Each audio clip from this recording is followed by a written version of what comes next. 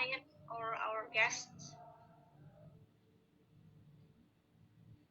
Ini masih pendahuluan ya. Ini topik-topik masih pendahuluan, kita belum ke praktek langsung kayak membuat surat yang kayak gitu, belum. Balas email itu nanti pasti dapat. Ini masih topik-topik agar Anda tahu bahwa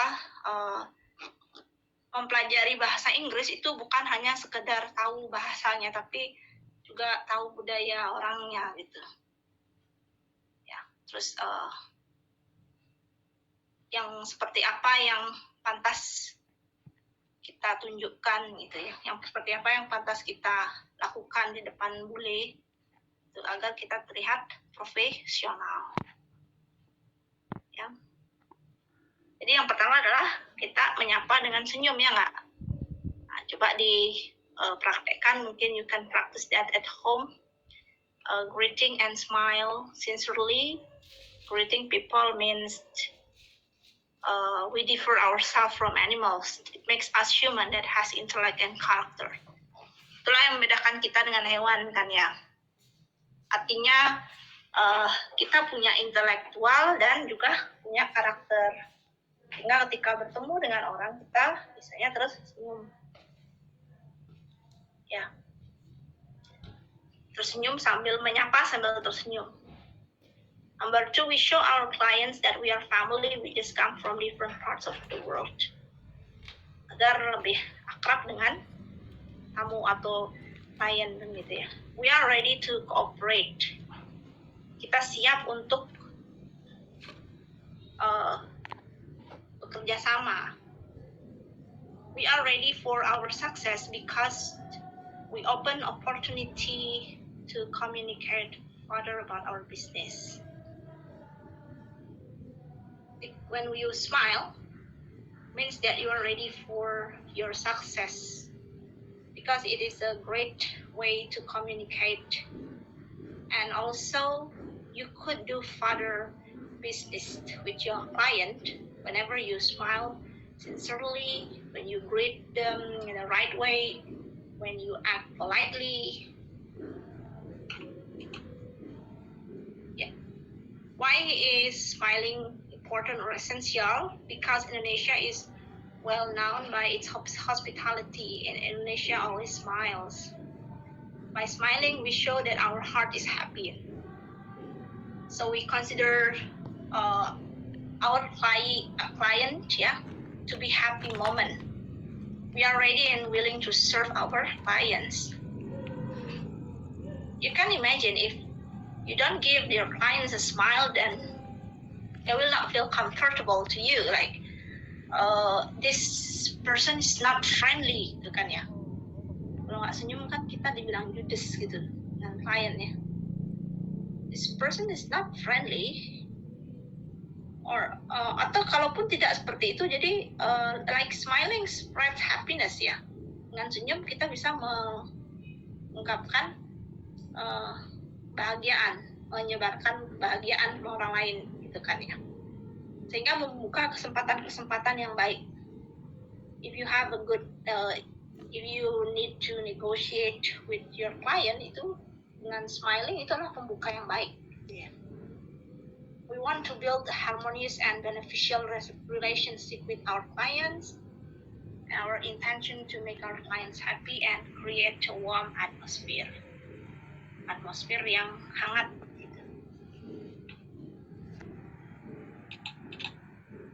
Some countries are very strict and disciplined. Jadi kita talking about time ya, because they think time is money. Wasting time means wasting opportunities, and that means wasting money. To be on time is essential in business situation. Most of our clients already have schedule to be done, and changing time must be informed in the beginning. Jangan menyamakan Indonesia dengan orang Eropa gitu. Kalau kita kan sering misalkan ada acara gitu, sering mundur gitu ya. Tapi kalau orang sana dia biasanya on time gitu. Apalagi business situation ya. Kalau seperti yang saya tulis di sini, changing time must be informed in the beginning. Mengubah waktu harus diinformasikan di awal. When we have appointment, it is better to come 15 minutes in advance. Sebelum 15 menit datang, ya. 15 menit sebelumnya datang. Must be bear in mind that we better wait for the clients to come as it shows professionalism in our job. Lebih baik kita yang nunggu gitu, karena itu akan menunjukkan profesionalisme dalam pekerjaan. It's professionalism in our job. Kalau terlambat kita ngomongnya gimana? In English we can say like this. I apologize.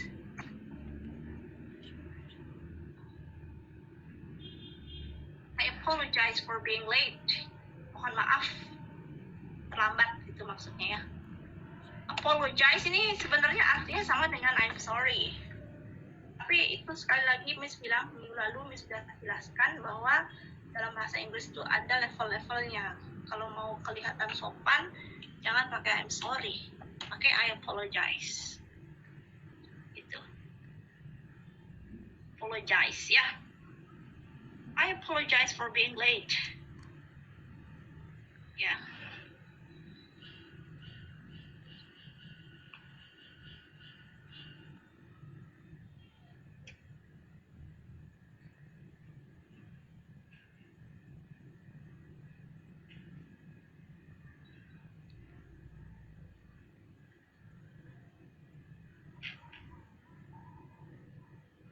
Apologize for making you wait. Mohon maaf dah bikin kamu menunggu gitu ya.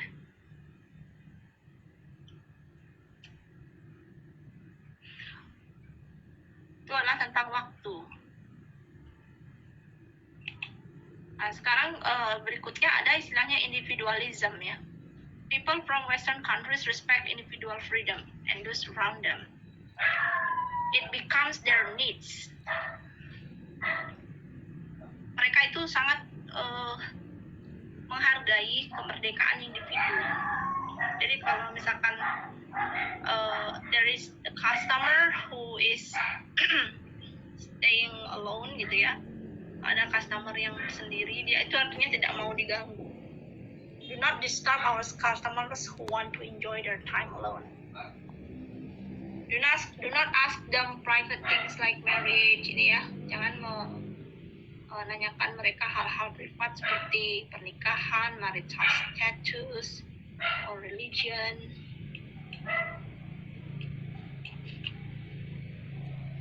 Because that is a very sensitive topic to be told.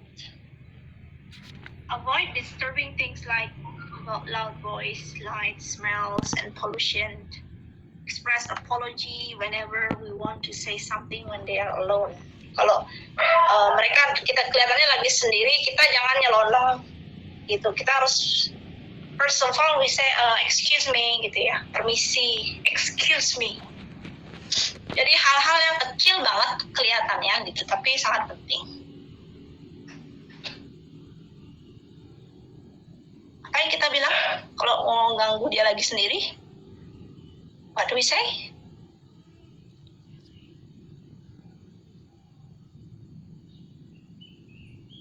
Halo? Masih di sini? Ya, Bu. Ya. Kalau ada tamu yang lagi sendiri terus kita ganggu dia, kita mau nanyakan sesuatu, apa yang kita bilang? Untuk menyela mereka? Ya? Excuse me? Ya, excuse me. Good ya. Kalau namanya kita tidak tahu, kita bilangnya siapa? Ma'am or sir? Ya. Yeah. Excuse me ma'am or excuse me sir, gitu ya. Tapi kalau kita udah tahu namanya, silakan disebutkan Mr. atau Mrs. Okay. Dan mereka itu they really sensitive about loud voice, suara-suara keras itu sensitif dia. Bau ya. Jadi make sure that you smell good. Pasti pastikan bahwa Anda when you meet people from other countries, Anda harum gitu ya. Jadi karena mereka biasanya sangat sensitif dengan itu. Ya. Atau cuaca sinar cahaya yang terlalu terang gitu ya. Itu juga biasanya mereka sensitif.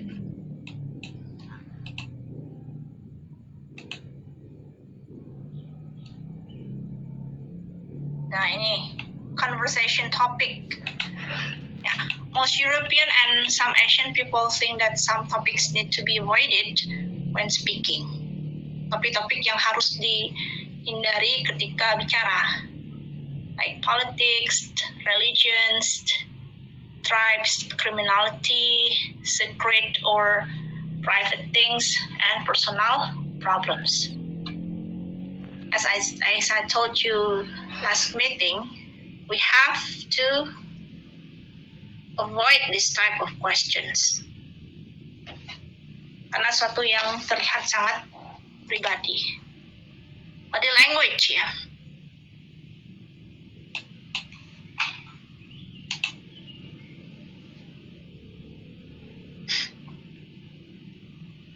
Body language is a gesture that covers something that can be seen and moved by the body that can show impression. To people we are talking to, body language covers expression, gestures, posture. Jadi make sure juga kita kan online ya. Jadi sekarang kalau misalkan mau berhubungan online, you can also have to make sure your camera is on gitu ya. Saat berhubungan dengan klien. Kenapa? Karena agar mereka bisa lihat body language-nya juga.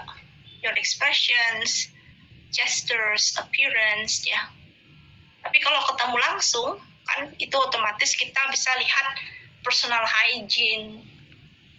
Personal hygiene itu kebersihan diri sendiri, gitu ya. Okay. Each country has different body language, so it is essential for us to know other countries' body language. Tiap negara punya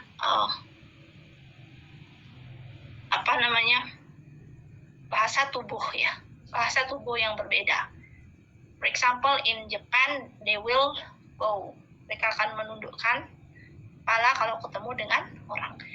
Kalau India bilang yes itu gini, kepalanya. Kalau kita kan ya, tidak, no gitu. Kalau India kan yes-nya begini gitu. Like other country ya, they have a different body language. Let's move on.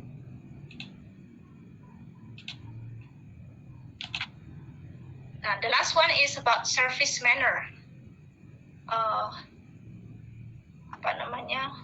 Manner itu etika gitu ya, tata cara, sikap boleh juga. Ya, kita harus punya perilaku. In servicing the clients or customers, we must have a good manner. Kita harus punya perilaku yang baik in order to give them the best service. Jadi kata please itu sangat penting. Sebenarnya kalau dilihat ya, ini kan hanya singkatan yang saya buat sendiri. Please itu singkatan dari postur tubuh kita gitu kan, harus tegap seperti itu ya, percaya diri. Look and listen, lihat dan dengarkan. When your clients are speaking, then you must look and listen to them carefully. Expression kita, ekspresi kita ramah gitu ya. Apalagi bahasa Inggrisnya sopan, terus kita the expressions is good kan gitu. Appearance, penampilan, ya. Speech and smile, ya. Jadi apa yang kita ucapkan itu sopan dan tersenyum. Eagerness to serve, ya, kemauan untuk melayani. Artinya eagerness to serve itu, for example, like they ask you about something related to farmasi, suatu berhubungan dengan farmasi. Anda mau melayani, misalkan pertanyaan-pertanyaan yang mereka ungkapkan, Anda jawab dengan senang hati, tidak ogah-ogahan gitu ya. Itu kan eagerness to serve, kemauan untuk melayani. Gimana kita bisa berhubungan dengan baik kalau kita sendiri ogah-ogahan kan gitu. Ogah-ogahan untuk melayani, untuk berhubungan, untuk berkomunikasi gitu ya. Dan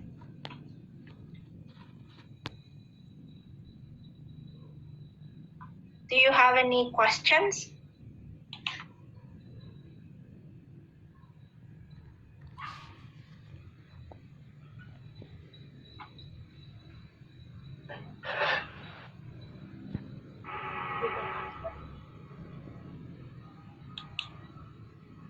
Ada pertanyaan?